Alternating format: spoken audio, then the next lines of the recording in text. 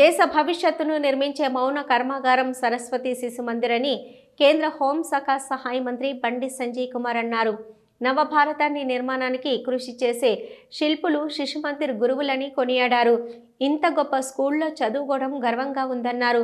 సంస్కారము, క్రమశిక్షణ, దేశభక్తి, ధర్మము వంటి అంశాలు శిశు మందిర్లోనే నేర్చుకున్నానని తెలిపారు. కరీంనగర్ పార్లమెంటు నియోజకవర్గంలోని సరస్వతి శిశు మందిర్ పాఠశాలలన్నింటికీ పక్కా భవనాలు నిర్మించడంతో పాటు ల్యాప్టాప్ సహా ఇతర సౌకర్యాలను కల్పించేందుకు కృషి చేస్తారని హామీ ఇచ్చారు. కరీంనగర్లోని హౌసింగ్ బోర్డు కాలనీలోని సరస్వతి శిశు మందిర్లో 2 రోజుల పాటు నిర్వహించే ఆటల పోటీల ఖేల్కూద్ ప్రారంభోత్సవ కార్యక్రమానికి బండి సంజయ్ విచ్చేశారు. అఖండ జ్యోతి వెలిగించి ఆటల పోటీలను ప్రారంభించారు. పిల్లలతో కలిసి వాలీబాల్ ఆడారు. టీచర్లతో కలిసి ఫోటోలు దిగారు. అంతకుముందు పిల్లలను ఉద్దేశించి కేంద్ర మంత్రి మాట్లాడారు. దేశ భవిష్యత్తు కోసం నవతరాన్ని తయారు చేయడంలో సరస్వతి శిశు మందిర్ విద్యాలయాలు ఎంతో కీలక పాత్ర పోషిస్తున్నాయన్నారు.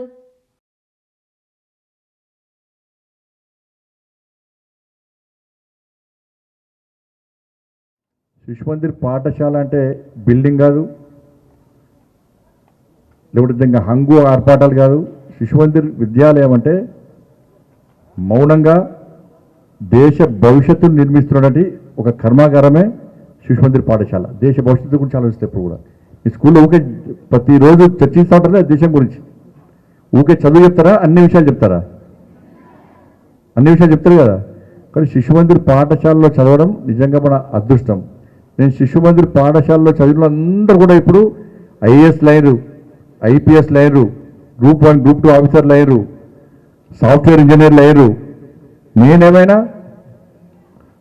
నేను ఎందుకైనా మినిస్టర్? ఎందుకైనా దేనివల్ల అయినా శిశు మందిర్ పాఠశాలలో చదివినా కాబట్టి నేను మినిస్టర్నైనా, ఎంపీ అయినా, మినిస్టర్నైనా.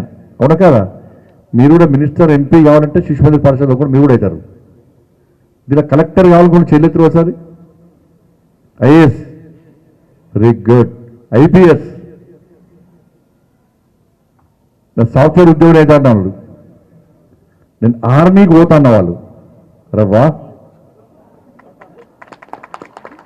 ఆర్మీ రిక్రూట్మెంట్ పెంచాలి. మోడీ గారికి చెప్తున్నాను కంపల్సరీ. మా శిశు మందిర్ విద్యార్థులు చాలామంది వస్తారని చెప్పండి.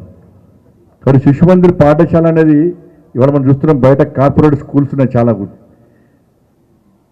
అవన్నీ కూడా కేవలం మార్కులు, ర్యాంకులు, ప్యాకేజీలు, ఫారిన్ కోసం. మార్కులు, ర్యాంకులు, ప్యాకేజీలు, చదువుకున్న తర్వాత ఎడిపోతురాలు, ఫారిన్, వాటి కోసం మాత్రమే ఆ విద్యా సంస్థలు అన్నీ పనిచేస్తున్నాయి. శిశు మందిర్ పాఠశాల ఎప్పుడు వ్యాపార ప్రకటనలు చేయదు. శిశు మందిర్ ఎప్పుడు ఫీజుల కోసం ఆతృతపడరు. శిశు మందిర్ పాఠశాల ప్రభుత్వ పాఠశాల కాదు. శిశు మందిర్ పాఠశాల ప్రైవేట్ పాఠశాల అసలే కాదు. శిశు మందిర్ పాఠశాలలో లక్ష్యం ఏంటంటే ఒకటే లక్ష్యం ఏంటంటే దేశ భవిష్యత్తు.